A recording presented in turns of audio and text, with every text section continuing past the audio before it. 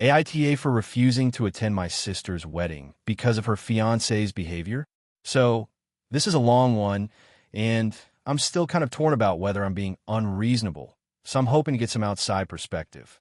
My 28F sister, 30F, is getting married in a few months. I've always been very close to her, and until recently, I genuinely thought we had a good relationship. We grew up in the same household, have shared a lot of memories, and I've always been excited about the idea of her getting married and starting a new chapter. Her fiancé, Mark, 32M, however, has been a major problem. I met him about a year ago when they started dating. At first, he seemed charming enough, if a little intense. But as time went on, I started noticing things that made me uncomfortable, and these things got worse over the months. To give some context, Mark is very controlling and has a bit of a temper. He expects things to be done his way and often undermines my sister's decisions or opinions in subtle but hurtful ways. For example, when my sister wanted to decorate her apartment, Mark insisted on everything being minimalistic and masculine, even though my sister loves bright colors and cozy decor. He brushed off her ideas and said she was being too emotional about it. My sister seemed to be okay with it at first, but I noticed she got quieter and more withdrawn after these conversations. What really pushed me over the edge was what happened during a family dinner a few months ago. Mark came over to my parents' house to meet everyone. My parents and I tried to make him feel welcome, but he was condescending to my dad, constantly correcting his opinions on politics and dismissing my mom's cooking as not quite right. When my sister tried to defend our parents, he cut her off, telling her she should learn to stand up for herself and that she was too soft. The whole dinner felt tense and unpleasant, and it was clear he wasn't there to connect but to assert dominance. Since then, Mark's behavior has only worsened.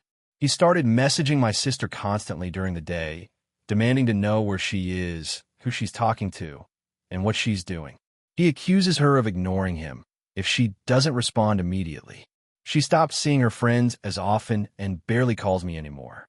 When I tried talking to her about it, she told me I was exaggerating and that I didn't understand the relationship. Now, the biggest problem, the wedding. When they got engaged, I was excited to help with the planning. But Mark quickly took over everything. He refused to include me in any decisions, even when my sister insisted I be part of the bridal party.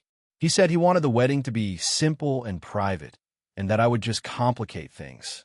My sister didn't stand up for me, and I felt hurt and excluded. A few weeks ago, my sister sent me the guest list and seating chart. I noticed that several close family friends and relatives I'm close with were missing, including my best friend who has known our family for years. When I asked about it, my sister said Mark wanted to keep the guest list tight and that he had final say over who could come. She apologized, but said she didn't want to upset him. The last straw was when Mark asked my parents and me to pay for part of the wedding costs, claiming that since we were benefiting from the event, it was only fair. My parents refused, but he argued with them for almost an hour. When I told him I wouldn't contribute and that his attitude was inappropriate, he laughed and said I was selfish and didn't want to support my sister. I finally told my sister I didn't feel comfortable attending the wedding under these circumstances. I explained that Mark's behavior was toxic, that I felt disrespected and excluded, and that I couldn't celebrate a union that didn't value the people important to her. She got very upset and accused me of trying to sabotage her happiness and being dramatic. Since then, our relationship has been strained. My parents are caught in the middle, trying to keep peace, but clearly frustrated with Mark. Some family members say I'm overreacting and should just let it go, while others understand why I'm upset. So Reddit, AITA for refusing to attend my sister's wedding because of her fiancé's controlling and disrespectful behavior. Should I just suck it up for a big day, or am I justified in standing my ground? If you enjoyed the video, don't forget to leave a like and subscribe to the channel. It helps the content grow and motivates me to create even more great videos. Turn on notifications so you don't miss any new uploads. By the way, I'm curious, when do you usually watch my videos? While working, studying, or just relaxing at home? Let me know in the comments. I'd love to hear from you. Thank you for your support. AITA for refusing to attend my sister's wedding after what she did to my fiancé? This is a long story, so bear with me. I, 29F, have always been pretty close to my sister, Emily, 31F. We've had our ups and downs like most siblings, but overall, I considered us to be good friends as well as family. Emily has always been the more outgoing, bold, and sometimes impulsive one, while I'm more reserved and careful. Growing up, I often felt overshadowed by her because she was loud and charismatic, but I never held it against her. I just accepted it as part of our dynamic. Fast forward to a couple of years ago, I got engaged to my fiancé, David, 32M. We've been together for 6 years, met in college, and had a pretty steady relationship. David is kind, funny, and easygoing, basically everything I wanted. I was beyond happy when he proposed, and naturally, Emily was one of the first people I told. I expected her to be excited and supportive, but things took a strange turn. When I told Emily about the engagement, her reaction was surprisingly muted. She smiled, congratulated me, but then immediately launched into talking about how her own love life was complicated and how she didn't know if she could ever settle down. I tried to steer the conversation back to us, but she seemed distracted and kept shifting the topic back to herself. A few months later, Emily started dating this guy named Mark. Mark was, well, not great, honestly. I wasn't close to him at all, but from what I heard and saw, he was controlling, manipulative, and kind of shady. Emily seemed head over heels, though, and I didn't want to be the sister who judges, so I stayed quiet. But then things got worse. Mark started getting weirdly involved in our family stuff, which usually wasn't a big deal, but it became more noticeable when Emily began excluding me from conversations about her and Mark. She also started gossiping about David behind his back to mutual friends, painting him as boring and too predictable, while glorifying Mark as this exciting rebel. I found it odd and hurtful, but kept my distance. Cut to 6 months before my wedding. Emily invited me over to her apartment for what she said was a heart-to-heart. She told me that she wasn't happy for me because she felt like I was abandoning her and our family traditions by marrying David, who was too safe and not adventurous. She said she thought the wedding was going to be a chance for us to bond, but instead, I was pushing everyone away. I was stunned. I told her I loved David, and he made me happy, and that was what mattered. She didn't seem to care. The real blow came 2 months before the wedding. I discovered through a mutual friend that Emily had been actively trying to sabotage my relationship with David. She spread rumors that David was cheating on me and that he was just after my money. I don't come from a wealthy family, but apparently she thought this would hurt me. David confronted me about these rumors, which really hurt our relationship because I didn't know what to believe. I eventually realized Emily was behind it because the timing was too coincidental, and a friend who told me was adamant. I confronted Emily directly, and she doubled down. She said she was just trying to protect me and that David was not good enough. At this point, I decided I didn't want her involved in the wedding or my life if she was going to behave this way. I told her she was not welcome at the wedding, and she responded by blowing up on social media, making me out to be the villain who cut off family for no reason. Now, the wedding is in 2 weeks, and Emily has been sending me passive-aggressive texts, trying to guilt-trip me about missing out on one of the most important days of my life. Our parents are caught in the middle. They want Emily to come, but also support my decision. My fiancé is fully behind me and says he doesn't want to deal with Emily's toxicity. I feel terrible about the whole thing because it's my sister, and weddings are supposed to be about family coming together.